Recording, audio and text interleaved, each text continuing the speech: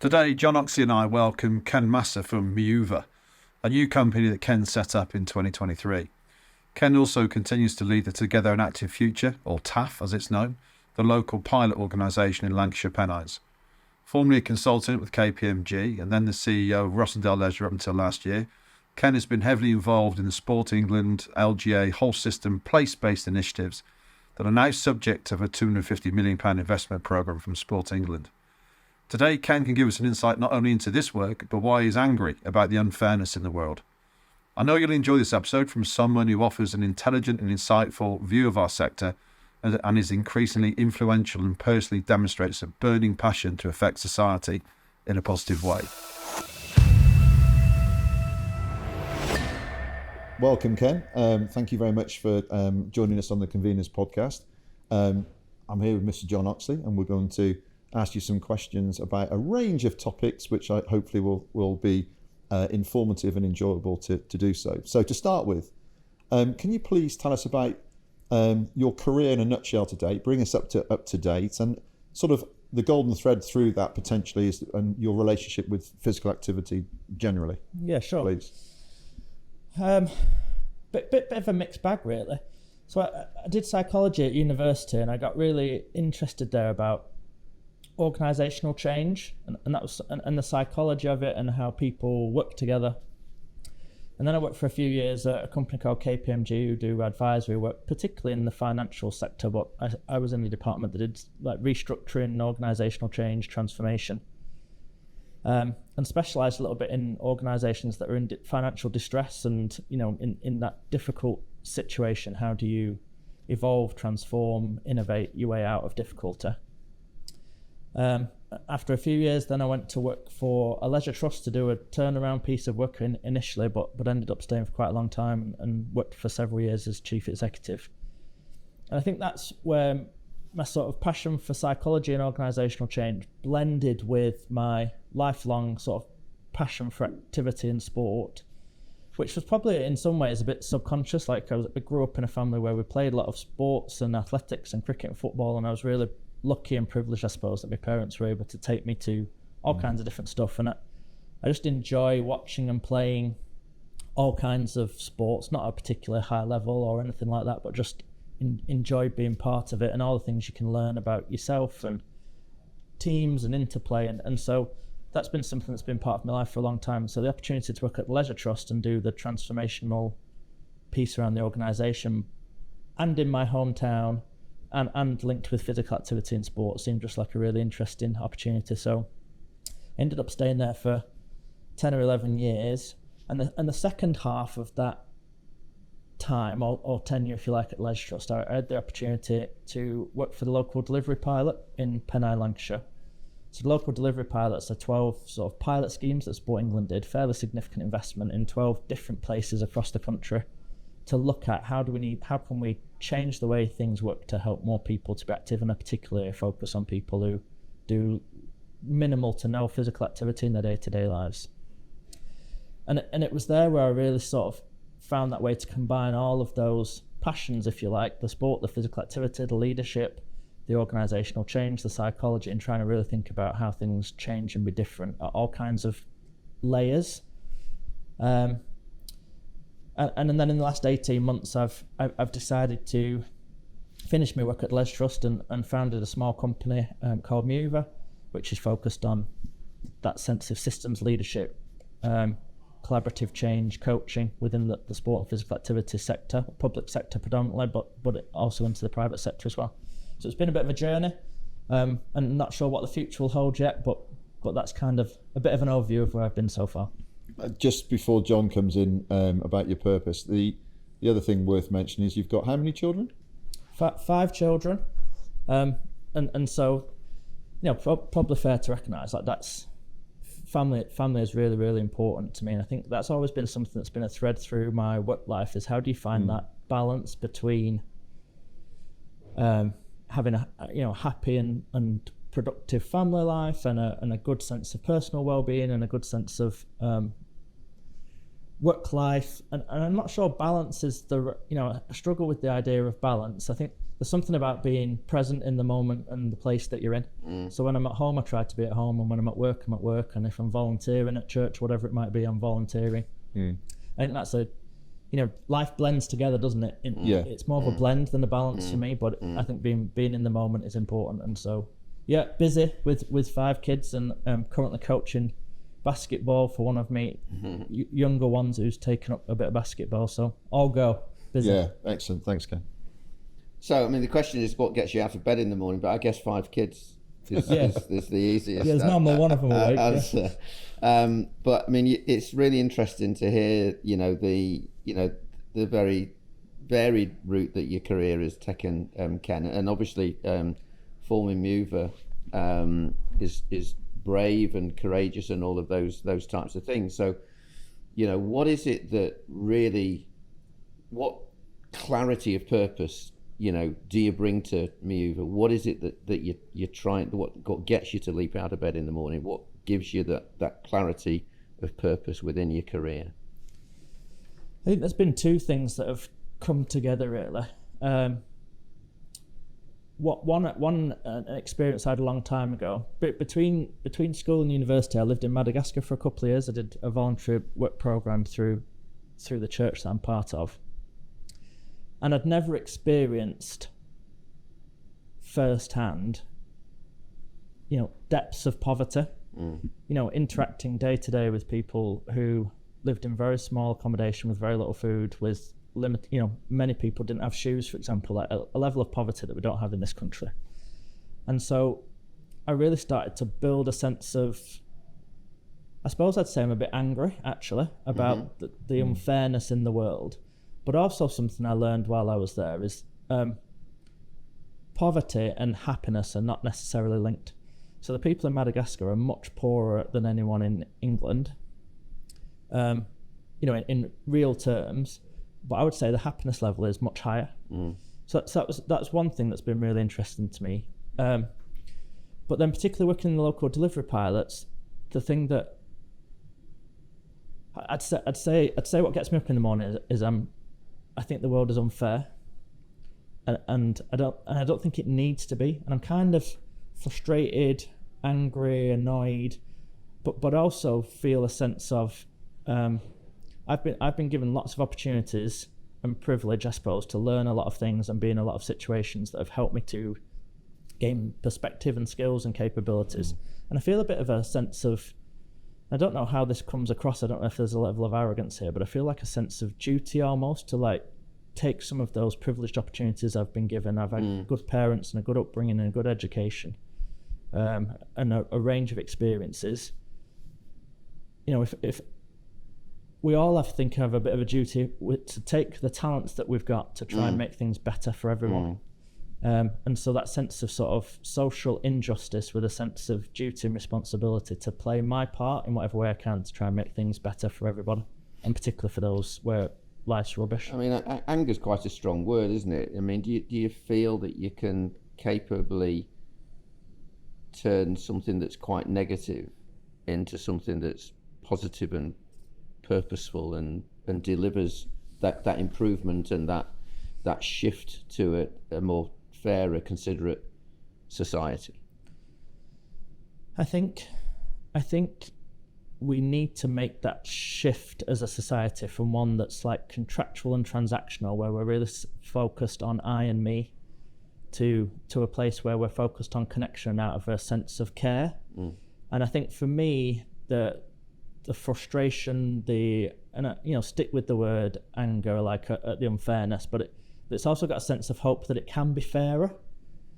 And I feel quite rooted in that sense of, I care about it. And I really believe in the sense of us and we, and collective responsibility for community and planet and those types of things. So I've got a sense of anger about how things are, but a real sense, but a bigger sense of hope about how things could be. Thanks, Ken. Thanks for being so open and honest about it.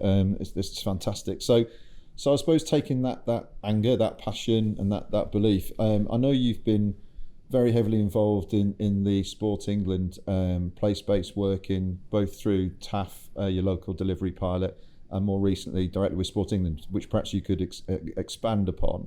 If you can tell us a little bit more about what you've been doing and how you sort of marry that work up with what you've just been telling us about your own passionate beliefs. Yeah, so I think particularly the work that we've been doing with Sport England over the last couple of years, and then extended into the time I've been with the local delivery pilot. Predominantly, we've been thinking about a shift of mindset, really, between, I'd say over the last 20 or 30 years, what we've predominantly been doing in the sport and physical activity sector is delivering programs and interventions and activities in what I suppose is a fairly linear approach to trying to fix a problem. So I think Sport England and the leisure and physical activity sector at large are keen for everyone to be active, and their real positivity about the impact of physical activity on people's lives, how it contributes to good mental health and well-being and others. And so there's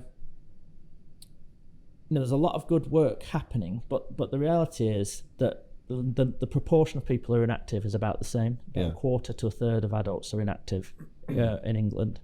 And so what we've been exploring is what needs to be different then. If it's not delivering good quality programs, you look over the years of all of the stuff that we've done around exercise on prescription. It might be Sportivate programs, back to netball, like loads of really good quality programs, but the dial hasn't shifted.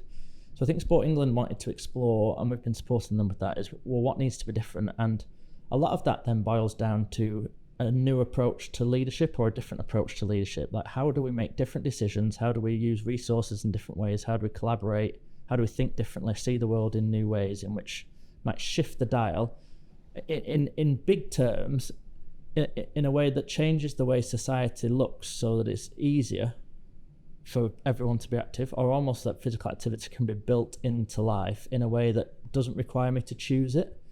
Like, I almost have to choose to be inactive rather than choose to be active. And I think currently our society is designed in such a way that physical activity is a conscious choice I have to make. I have to choose to exercise, I have to choose to play sport, I have to choose to be active. But in Madagascar, for example, which I touched on before, there's no choice to be active. Activity is fundamentally built into life, because I don't have a car. I have to go every day to the market because I don't have a fridge to keep my food. Like, I have to go and get food. And so, they don't have a physical activity agenda in Madagascar because it's irrelevant. Because society, and not to say they designed it that way, I'm sure they'd want things to be different. And so it's thinking about that bigger holistic picture of how do we redesign the way in which our societies and communities work, so that physical activity is more a part of our day-to-day lives without me having to consciously make the motivated choice to choose it. Excellent. In terms of the leisure sector then, in this sort of the frame of what you've just described there with Sport England, what role and what role could leisure facilities play in the future, in your view? So I think in this narrative around like whole systems working and pivot to wellbeing and transformation, I think it's really important to recognise that leisure organisations like leisure trust councils, private leisure companies and others are playing a really important role. Like, 3/4 of people are active. And I think it's really important to recognise that and the leisure sector's played a really important role in that for generations. And if you think we've been through like the digital changes in the world in terms of the internet and gaming and consoles and all of the distractions for young people over a couple of generations now, you think about the pandemic, you think about the changes in transport infrastructure, all different changes over the last 20 years, to have maintained a sense of staying in the same position, that's probably quite big. We've not lost ground, we've kind of maintained 3/4 of adults are active. So I think it's important to acknowledge that there's some really great work happening, and that leisure plays a fundamental role in providing physical activity opportunities for people who are currently active. So that's the first thing that I would say. And actually, a shift away from leisure centres, or if we let leisure centres and other public leisure facilities decay and fall to pieces and close, like, that would be bad for the overall picture. Yeah. I think one of the challenges is, what is the role of a leisure centre, for example, in supporting, people who are currently inactive to be active? And there's something really interesting for us to be exploring, and I know we are kind of exploring as a sector, like what does that look like? I think one of the questions for me is, does the leisure sector need to play a role in that? And if they do, like, what's the motivation and why? Yeah. Because there's lots of design that could happen that would involve community venues, libraries, changes to active travel infrastructure, improving the quality of pavements, local parks, sports clubs, green open spaces. So I don't think I'm of a mind actually that the leisure sector is not part of that future in terms of tackling inactivity. But I think something that's really important to explore is what's the motivation to want to be part of that journey. And I think that's probably for leisure sector at large, but also in individual pockets to explore, like, what's motivating me here to want to change and be different. Do you think, just picking up on that, I mean, again, sort of linking some of the Sport England whole systems approach and the sort of authenticity of getting involved in that way, am I sort of picking up that you might be quite cynical about some of the reasons where some of the operators might want to get involved with health and social care, etc.? Is that right? I don't know everyone who works in leisure, right? But yeah. But some of the narrative that I hear, I think, revolves around wanting to get, in effect, for health to like fund some of the leisure activity moving forwards. And I wonder whether that's a healthy starting point, actually. And welcome your views, right? Like, you guys are probably closer to the leisure sector than me. I've worked in one leisure trust for a few years, and it's and don't have that broad sense of experience of what the leisure sector's mindset would be. But I think if we're looking at a transition to be closer to health and play a bigger role in like the health and well-being of people who are currently inactive or need support to live healthier lifestyles, if the motivation for that is to get money from the health system because we're struggling to survive, I do wonder whether that's a good motivation in terms of a starting point, and whether it's likely to lead to success, I think, is questionable. So in terms of the whole systems approach and the place-based working, how might that in reality be avoided or negated in a place, rather than sort of possibly people with the best intentions going in with that mindset? What would be the process or the procedure to actually maybe come up with a shared purpose? What actually has to happen for that to sort of make sure that isn't the motivation to get involved? And I'm not saying necessarily it's the wrong motivation. I just think there's some questions that we need to ask ourselves. So I think good point. I think all of it starts with probably really understanding what the place system is like and what are all the things that are at play here. So we talk about health like that's a thing that exists, like the NHS exists, but the NHS is like a massive conglomerate of different types of organisations. You've got GP practices, some of which are private companies. Yes. Locally. We've got this emerging ICS and ICB structure, which is got significant financial issues, broadly 30% cuts needed over the next 12 to 18 months across the country. Your secondary care, your primary care networks. So first of all, I think it's about understanding the landscape in your local place. What's the role of the local authority? What's the leisure situation? Where are we in terms of the health situation? And I think the bit that we're perhaps not done well so far, but we need to not skip out, is building really great relationships of trust across those various different organisations.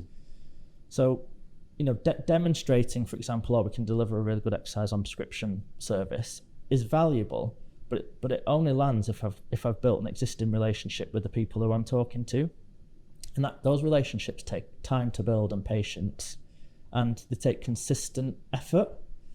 So something we talk about a lot is the importance of intentional consistency being more important than large scale intensity. So putting on a big health summit in a place, the Rossendale Health Summit, for example, I worked in Rossendale, and inviting everyone to come along and it be a really great day is not as effective as having a short phone call every few weeks with the key players where we're talking about what do we believe in, what can we do together, what are the important things, how do we see the world. And I think we need to do a lot more relationship building, and then with that a lot more insight gathering, not in terms of data, but understanding people's motivations, their perspectives, their priorities, so that we can learn first and maybe have our own mindsets adjusted and changed and see the world a bit differently, so that we can then act in a more thoughtful, more considered way where we're taking into account the bigger picture. And then I think there's some really fruitful opportunities for the leisure sector. And that probably needs to happen at two scales. There's probably like a national scale that needs to happen, but for the majority of councils and single contract trusts, and most of our leisure is delivered on small scale, that needs to happen locally as well. I mean, Ken, fascinating stuff. My mind is whirring away at some of the things that you've said there. So I'm going to try and retrace some of that because I want to explore that further. So the sort of next thing was really thinking about if we want to play, if there is a role, and you've questioned what is that role, there is a role for what we perceived as leisure to play a contributory role in preventative health. And I take your point about, there has been some behaviour that suggests that actually that there's misguided desire to grab funding out of health in order to prop up leisure, which is I don't subscribe to personally, but I know that we can all point to behaviour that we've witnessed around that.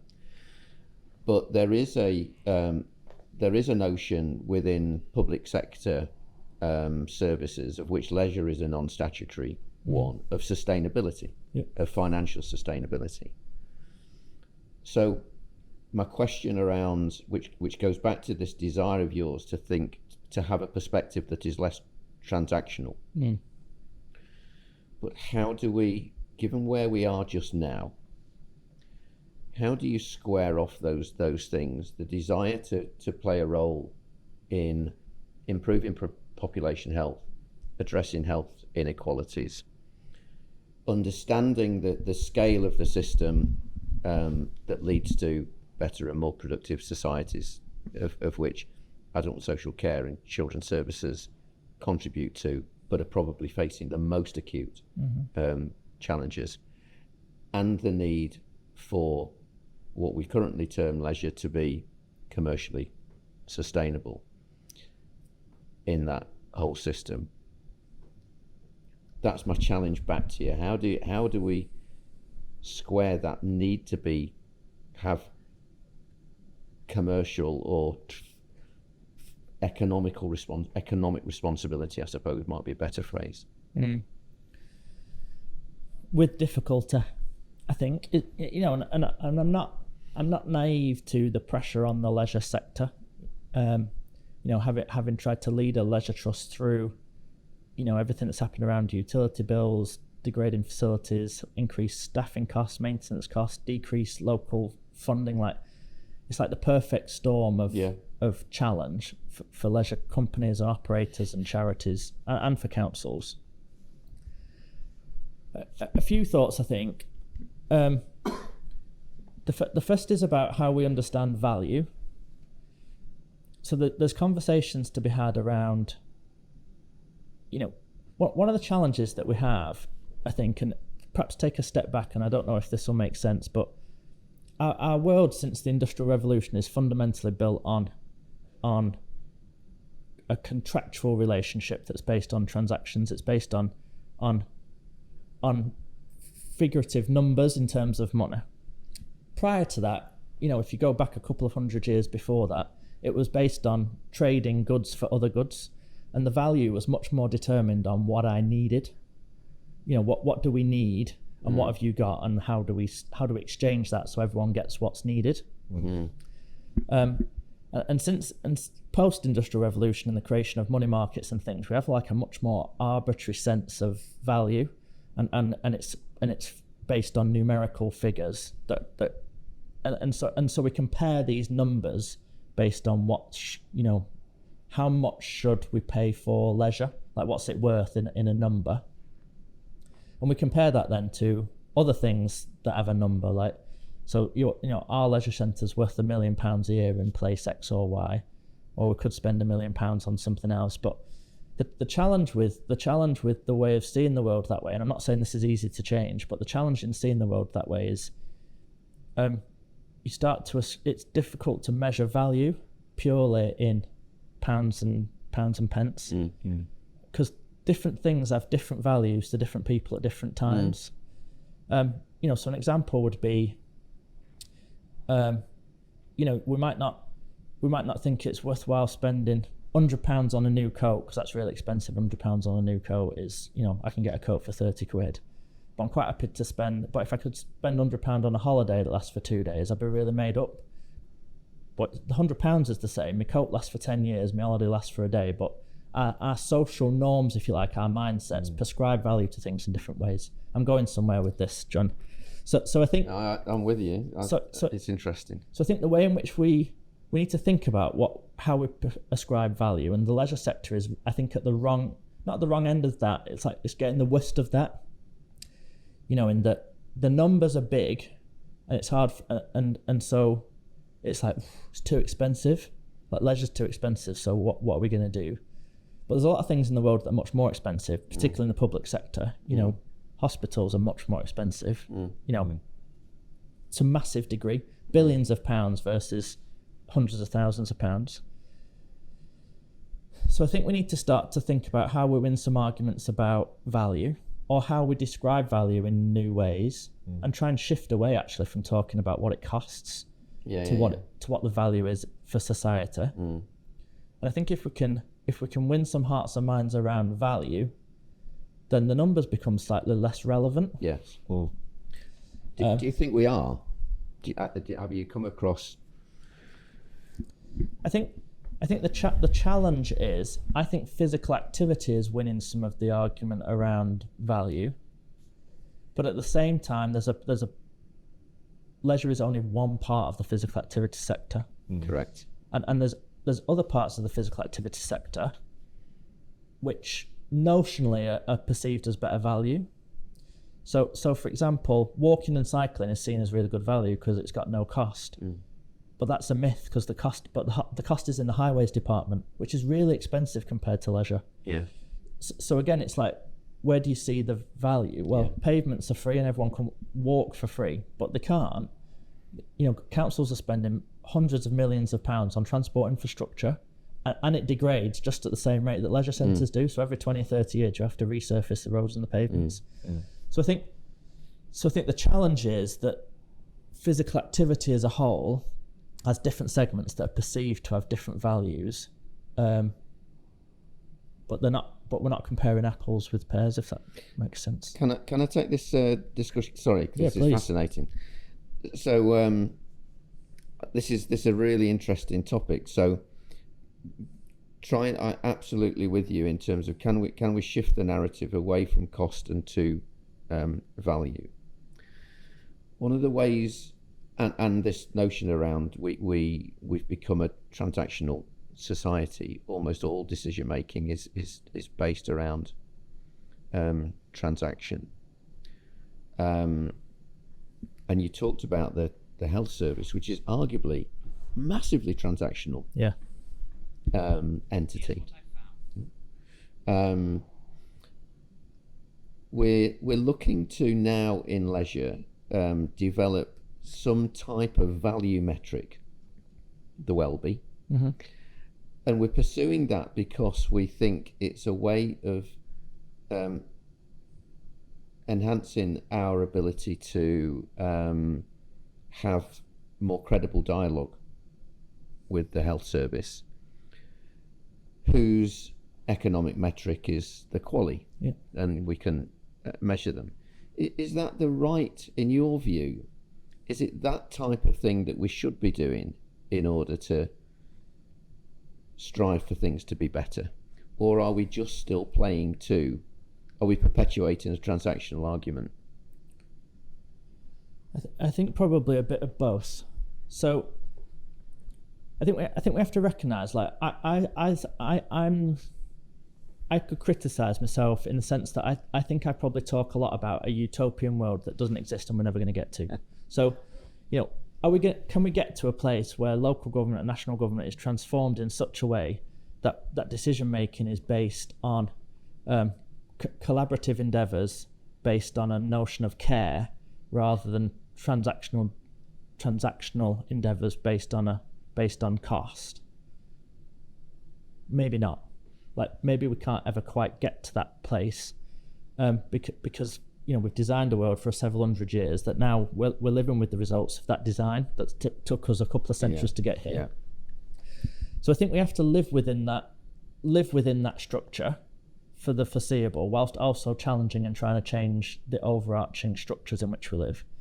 So I think things like the Welby measure, we're able to demonstrate value at the end game, if you like, with participants and with people in communities. Yeah. Definitely is a useful piece of work, and if we can do that at scale across an industry, I think that helps to support the narrative around value. I think at the same time, one of the things that we perhaps, and we touched on this earlier, but it's also, you can have all the evidence in the world, but if it's not rooted in deep relationships of trust that have been formed over time, I'm not sure all the insight in the world, I'm not sure insight beats relationships and connection. So you probably need both. And if I think about my experience in the leisure sector, which is limited, as I say, things like, you know, are managers of leisure centres, for example, well connected with their local politicians, with their local GP practice? You know, and if you're running like a 10-site, you know, I don't know what life is like in Stockport, how many sites there are exactly, but spread, right, over a number of locations in a number of different areas. And so, you know, I'm sure yourself, John, you're like really connected with the infrastructure and the system. But actually, do we need to localise that? Like, are we working with people like leisure centre managers or regional contract managers to be building relationships with the local GP? There's a really good example in Rossendale where, you know, several key roles within one leisure centre are being funded by the primary care network, you know, in terms of health coaching and health activation. But it's not. It wasn't based on any evidence. It was based on 5 years of building a relationship, talking about what's needed in terms of preventative care, and then an opportunity arose, and we didn't then bid for the opportunity. But because of the relationship, the opportunity around the primary care additional roles reimbursement scheme came to light, and straight away Dr. Manham was like, "Oh, hang on a minute, this is our moment to do what we've been talking about doing for years." So I think there's something in there that we need to deepen and broaden our relationships at scale, at massive scale, as the leisure sector, locally through to nationally, so that as evidence emerges, as we gather better insight, as opportunities arise, we're not then scrambling to position ourselves. We've been deeply positioned for years. Like, I think that's the difference between the leisure and the arts sector, for example. The arts sector have been building relationships on massive scale across the layers of the system for decades. And so when opportunities arise, COVID hits, and we need 2 billion quid, no problem. We've got you back, don't worry about it. It's interesting your point. I mean, I've been talking fairly recently with one or two people, this notion of never underplay relationships as a measure of success. But of course it's a difficult argument to run when you're living in this transactional world, isn't it? And it takes time, right?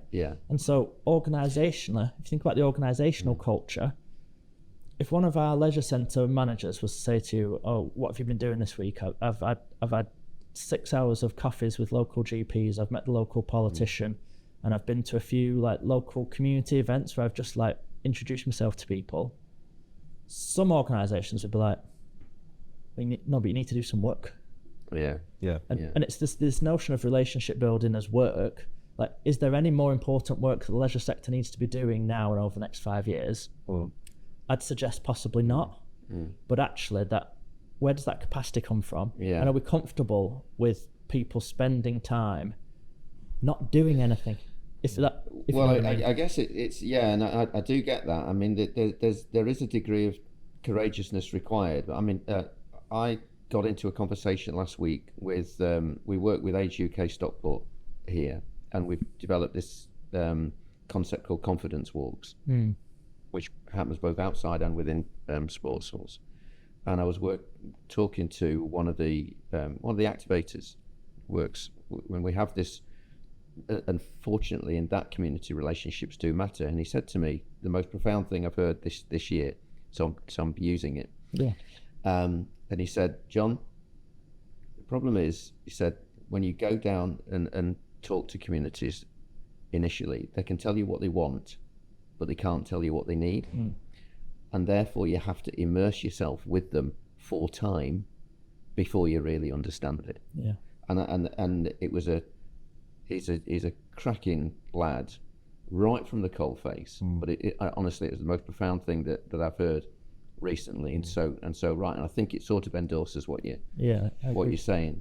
So I think very conscious that, John, you lead the GM Active Transformational Leadership, and not just for GM Active but for other organisations as well. And Ken, you're clearly immersed in various leadership programs. The question then really is, what type of leadership do we need in order to bring about this utopia that you talk of, that we'd all agree with? What needs to change? What type of leadership skills, behaviours, qualities do we need to see? So I think most of our management and leadership behaviours have been modelled on. If I can share with you just like an idea that comes from like the systems thinking ideology and research. So if there's two core types of problems that we face in the public sector that are like articulated in the research. One is that there's complicated problems, and complicated problems need a certain type of management and leadership behaviour. So a complicated problem can be solved with well-run process and procedure. So an example I like to use, for example, local authorities are brilliant at collecting bins. 200,000 households, 3 different bins collected every 2 weeks. Super complicated. Councils can absolutely smash that. They're brilliant at it. Almost close to 100% success rate. Because we've conditioned ourselves to be really good at managing process and procedure. But when you try to apply those sorts of management styles to what we call a complex problem, and complexity is where we don't know what the procedures and processes don't work, but we need more of a discovery, exploratory, relationship-based model. When we try to take like linear management leadership approaches that work brilliantly for complicated problems, and most of public sector's problems are complicated, collecting bins, dealing with licensing, NHS performing operations, so we're really good at that. But the type of leadership that's needed to deal with complexity, like tackling physical activity or obesity or poverty, we need people who are really great relationship builders, who are connectors, who can tell stories that create a sense of hope and a sense of vision and a sense of purpose, where people who are really good at redesigning structures so that resources can be shared rather than transacted upon. People who are really good researchers and really great, like you say, John, at immersing themselves and understanding things and the reality of how things are. People with high empathy and compassion. It's those types of leadership skills that we need to develop. But it can be quite hard to develop those type of leadership skills in a world that's fundamentally rooted in contracts and key performance indicators. Like we try to processify, if you like, that's not a word. We try to processify stuff that needs that needs to not be processed but needs to be explored.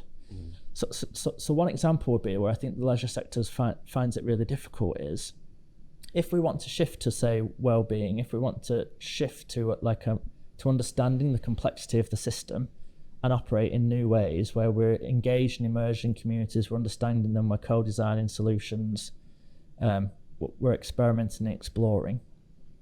We can't like advocate for that on the one hand, and then on the other hand be like, talking to councils about how they can nail the supply down through a procurement process. Yeah. Like you can't have a focus on procurement and contracts on the one hand, and then on the other hand trying to tackle complexity through collaboration and co-design and exploration.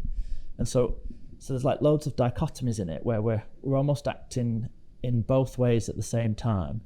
But ultimately, if you're trying to apply process and procedure to systems leadership, the process and procedure will win, which means you'll fail.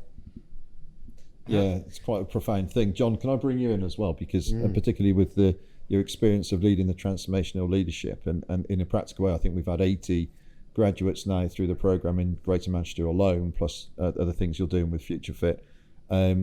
What's your experience in that regard? Are we making progress? Is there hope and optimism there?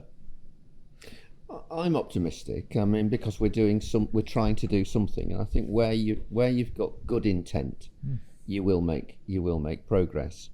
I think that the way that you describe it, however, Ken, is it illustrates the challenge with it, because we have been conditioned for so long to think in a linear type of way. Everything around us we tend to boil down to this notion of transaction, and we're trying to shift people therefore quite a long way. Thinking back to watching children's TV, Play School, you don't need to be looking through the round window, you got to look through the square window type thing, to see a different picture. So and because I think that the norm has to be that we become comfortable with complexity. We become almost comfortable with paradox. We're surrounded by paradox, and ambiguity, and those are tough concepts to get comfortable with, because we're essentially solution seekers. And those solutions aren't they're not in the places that we normally look for them. We have to so what actually the transformational leadership program is trying to do, through delivering lots of content, but actually it's trying to train people to become better questioners. I think I like that. Can we train our minds to not to strive the answers all the time, but just become better at asking questions?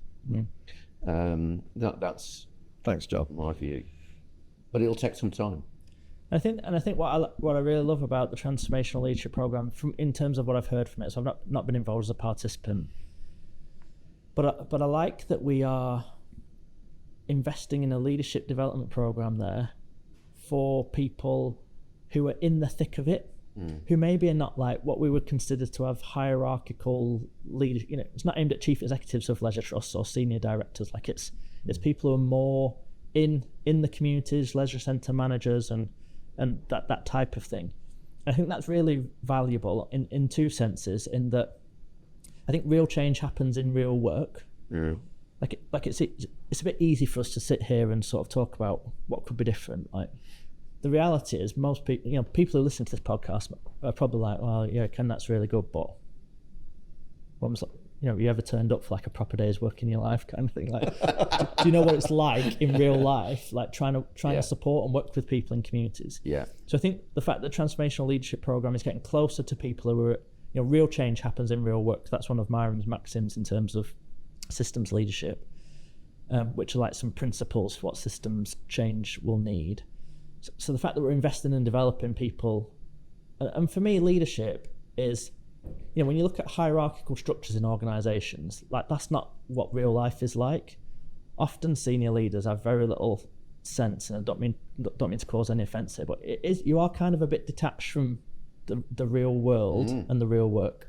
And so doing leadership development with people who are aspiring perhaps to, or have the potential to move into places where they have more hierarchical power to change things in the future, but also a better sense of the reality now. And that's really strong, and that feels like a really good thing to be doing to trying to prepare for the future whilst also grasping some sense of the reality now. In term, just going back to the Sport England approach potentially, and this sort of place-based approach, Ken, that is, where do places start? Is there some sort of audit they can do, or an assessment of where they are before they sort of start out on this journey to do things differently, to achieve that utopia in their place at least? Yeah, really good question. And for a little bit of context, so Sport England, for listeners who may not be aware of where Sport England are at the minute, so Sport England are investing in something like 100 places over the next few years, and those places have been identified based on need, assessment of deprivation, physical activity levels, range of demographics and insight that's been gathered. And so Sport England are doing two things. They're investing directly in these places to understand what place-based change might be like, and they're also developing a universal offer that all places will be able to access some sort of support in terms of doing more place-based working, more systems-focused thinking and working. So that's where Sport England are. One of the things that's been developed over the last 5 years or so, with the work of the local delivery pilots and some other places. So Sport England have probably been working in something like 20 places over the last 5 years.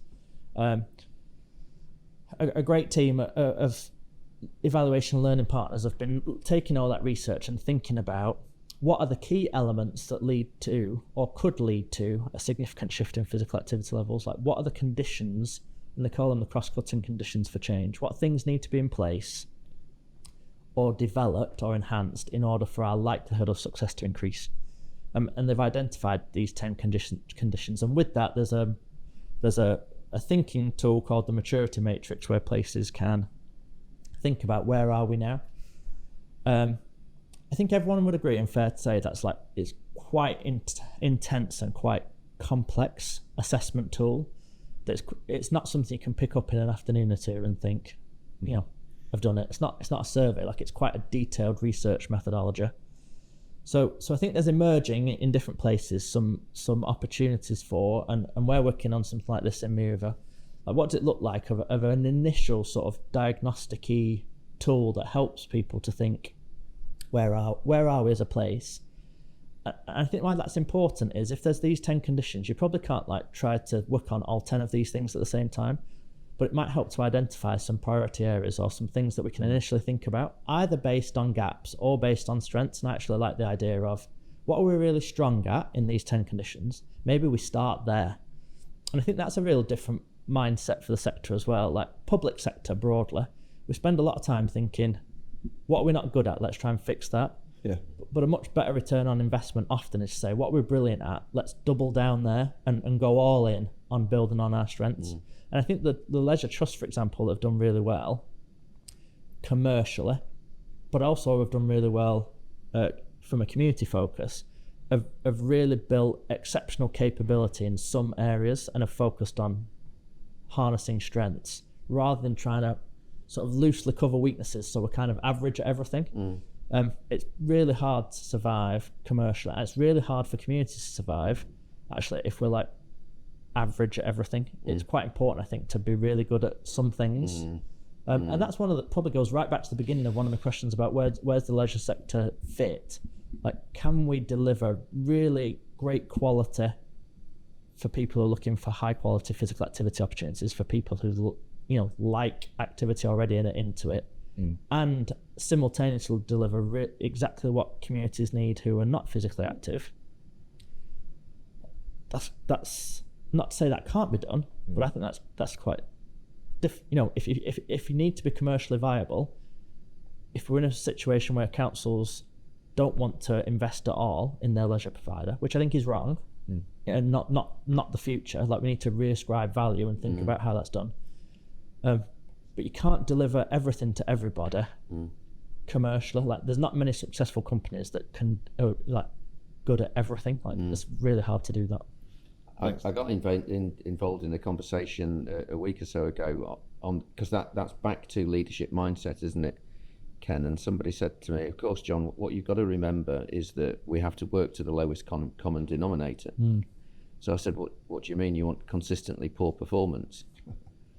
because it's be average at everything, and at least everybody's doing the same thing.